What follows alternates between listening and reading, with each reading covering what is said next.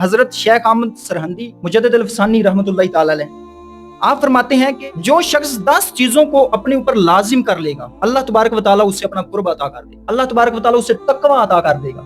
تقوی کے حصول کے لیے جو بندہ 10 چیزوں کو اپنے اوپر لازم کر لے اللہ تبارک و تعالیٰ اس کو تقوی بھی عطا کر دے گا، پھر اس کے ضمن میں اپنا قرب بھی عطا کر دے گا۔ قرآن پاک میں بھی اللہ تبارک و تعالیٰ نے ارشاد فرمایا وَمَن يَتَّقِ اللَّهَ، جو اللہ سے ڈرتا ہے یجعل لہ مخرجا، اللہ تبارک و تعالیٰ مصیبتوں علام سے نکلنے کا رستہ بنا دیتا ہے۔ اور فرمایا وَيَرْزُقْهُ مِنْ حَيْثُ لَا يَحْتَسِبُ، اور اللہ اسے رزق وہاں سے دیتا ہے جہاں سے اس کا گمان بھی نہیں۔ 10 چیزوں کو اپنے اوپر لازم کر لے اللہ تبارک و تعالیٰ اسے تقوی دے دے گا، تقوی کی دولت دے دے گا، اللہ تبارک و تعالیٰ اپنا قرب عطا کر دے گا۔ پہلی چیز کیا ہے؟ حضرت شیخ احمد سرہندی فرماتے ہیں زبان کو غیبت سے بچائے، زبان کو غیبت سے بچائے۔ فرمایا کہ جب بندہ زبان کو غیبت سے بچائے گا اللہ تبارک و تعالیٰ اس بندے کو تقوی عطا کر دے گا۔ تقوی کے حصول کی خاطر، اللہ کے تقرب کی خاطر، اللہ کے قرب کی خاطر بندہ زبان کو غیبت سے بچائے، کیونکہ یہ ہے الغیبت اشد من الزنا، کہ غیبت تو زنا سے بھی زیادہ بری ہے۔ دوسری فرمایا کہ دل کو بدگمانی سے بچائے، ایسے کسی کے لیے اپنا دل ناپاک کرنا، دل میلا کرنا کہ وہ بندہ یہ کر رہا ہے، وہ یہ کر رہا ہے، وہ یہاں سے آ رہا ہے، وہ یہاں سے آ رہا ہے، چھوڑ اس کو، اس کے لیے تو اپنا دل، کیونکہ فرمایا گیا کہ برے گمان سے بچو اور بہت زیادہ گمان کرنے سے بچو، کیونکہ بہت زیادہ گمان میں سے بعض گمان تو گناہ ہوتے ہیں۔ تیسری بات فرمائی گئی کہ مسخرے پن سے بچے، تمسخر سے، وہ زور زور سے ہنسنا، طبیعت کے اندر مسکراہٹ ہونی چاہیے۔ القحقۃ من الشیطان، قہقہ جو ہے وہ شیطان کی طرف سے ہے اور مسکراہٹ جو ہے وہ رب رحمان کی طرف سے۔ ایسے ہی ہنستے رہنا گلی بازار میں کھڑے ہو کے، تو فرمایا کہ جو مسخرہ پن نہیں چھوڑتا اس کو تقوی بھی نہیں مل سکتا۔ اگر تقوی کی دولت چاہیے، اللہ کا قرب چاہیے، تو اس بندے کو پھر تمسخر سے، زور زور سے ہنسنے سے بچنا پڑے گا۔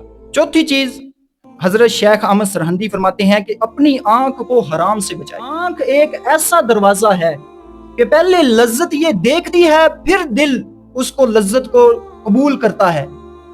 پہلے یہ گاڑی اچھی دیکھے گی، پھر دل کہے گا کہ یہ میرے پاس بھی ہونی چاہیے۔ پہلے یہ کوٹھی، کار، بنگلے اور دنیا کی لذات جو ہیں آنکھ دیکھے گی تو پھر دل بھی کہے گا کہ اس کے دل کے اندر خواہش پیدا ہوگی کہ یہ میرے پاس بھی ہونی چاہیے۔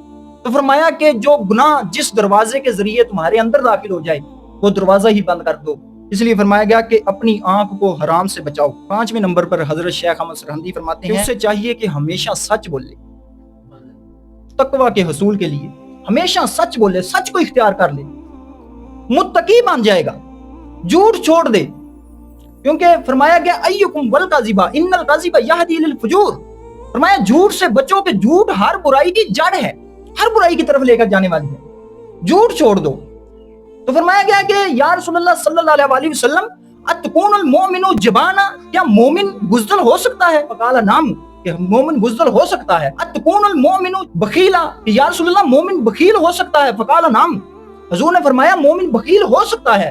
پھر کہا گیا اتکون المؤمن کذابا، یا رسول اللہ مومن کاذب ہو سکتا ہے، جھوٹا ہو سکتا ہے؟ فقال لا لا لا، فرمایا نہیں نہیں نہیں، مومن جھوٹا نہیں ہو سکتا۔ صحابی کہتے ہیں کہ ہم جس بندے کے بھی اندر ایمان کا ذائقہ چکھتے تھے اس کے اندر صدق ضرور موجود ہوتا تھا، سچائی ضرور موجود ہوتی تھی، کیونکہ فرمایا گیا سچائی اور ایمان یہ مترادفان ہیں اور جھوٹ اور ایمان یہ متضادان ہیں، کہ جو بندہ جھوٹ کو بھی اندر رکھے پھر وہ ایمان کی حلاوت نہیں چکھ سکتا، اور جو بندہ سچائی کو تھام کے رکھے گا اس کو ایمان کا ذائقہ مل جائے گا۔ 6 نمبر پر فرمایا کہ ہر حال میں اللہ کا احسان مانے، ہر حال میں اللہ کا احسان مانے۔ ہم یہاں آج جمعۃ المبارک کے اس روحانی پر انوار منظر میں اس مسجد میں جب جمع ہے تو یہ اللہ کا فضل ہے۔ اگر روزہ آج ہم نے رکھا ہے تو یہ اللہ کا فضل ہے، اگر آج فجر کی نماز نصیب ہوگی تو اللہ کا فضل ہے۔ فرمایا ہر حال میں اللہ کا احسان مند ہو کے رہے، اللہ تبارک و تعالیٰ اس کو تقوی عطا کر دے گا۔ پھر فرمایا اپنا مال راہ حق میں خرچ کرے، نہ حق راہ میں خرچ نہ کرے، قرآنی فحاشی میں، جوئے میں، تاش کے اڈوں میں بیٹھا اپنا مال خرچ نہ کرے، کنجریوں کے اوپر اپنا مال صرف نہ کرے۔ اپنا مال جب بھی خرچ کرے اللہ کی راہ میں خرچ کرے، مدرسہ میں دے، عالم دین کی خدمت کے لیے پیش کرے، کسی بزرگ کی خدمت کے لیے پیش کرے، مسجد میں دے۔ اپنا مال جب بھی خرچ کرے کسی مسکین یتیم پر، فرمایا کہ راہ حق میں اپنا مال خرچ کرے، اللہ تبارک و تعالیٰ تقوی کی دولت اسے عطا کرے۔ رسول تقوی کے لیے فرمایا اپنا مال راہ حق میں خرچ کریں۔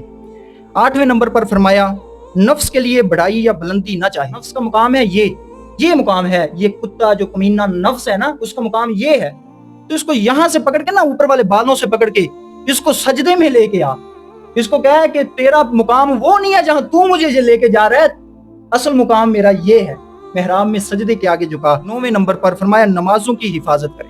10ویں نمبر پر فرمایا اپنے عقیدوں کی صحت کا خیال رکھے، کیونکہ اعمال کا دار و مدار عقیدے پر ہے۔ اگر عقیدہ درست ہے تو پھر ہی نماز ہے، پھر ہی روزہ ہے۔ اس لیے سنیں، یہ رمضان المبارک کا مہینہ ہمارے ہاں ابھی تشریف فرما ہے، ابھی اس کی قدر کریں، اس کی بہاریں لوٹیں، اور اللہ کے قرب کے لیے جو چیز بیان ہوئی ہے اس کو اختیار کریں۔